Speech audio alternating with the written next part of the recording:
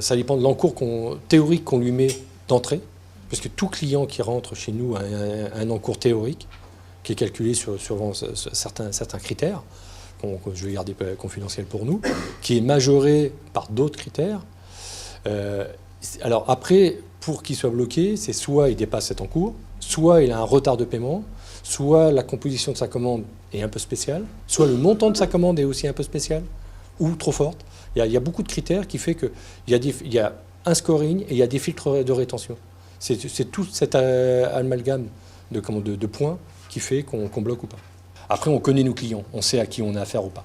Et on peut accepter des dépassements ou des dérives. Après, ça arrive. C'est au cas par cas.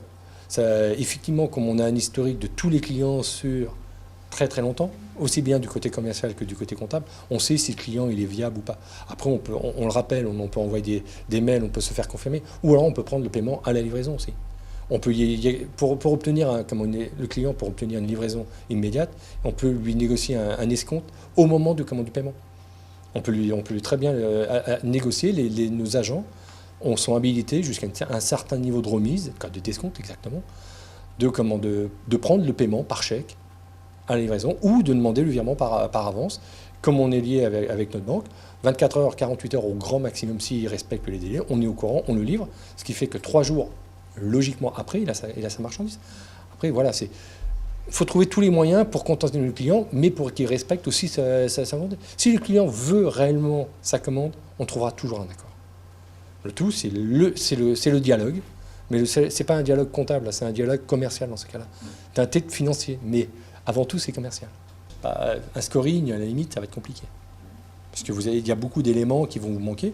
Après, vous allez travailler sur un score qui sont basés sur des adresses, sur des départements, sur des typologies d'APE, par exemple, ou de sociétés ou de grandeur d'entreprise.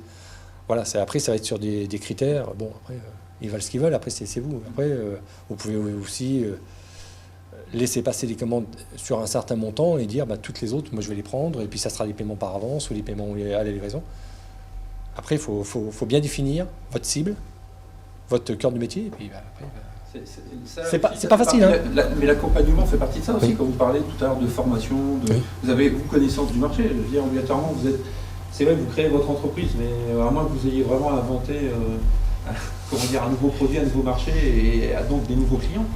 Généralement, c'est quand même connu sur le marché. C'est toujours pareil, on veut tous faire énormément d'économies. Mais jusqu'à quel niveau?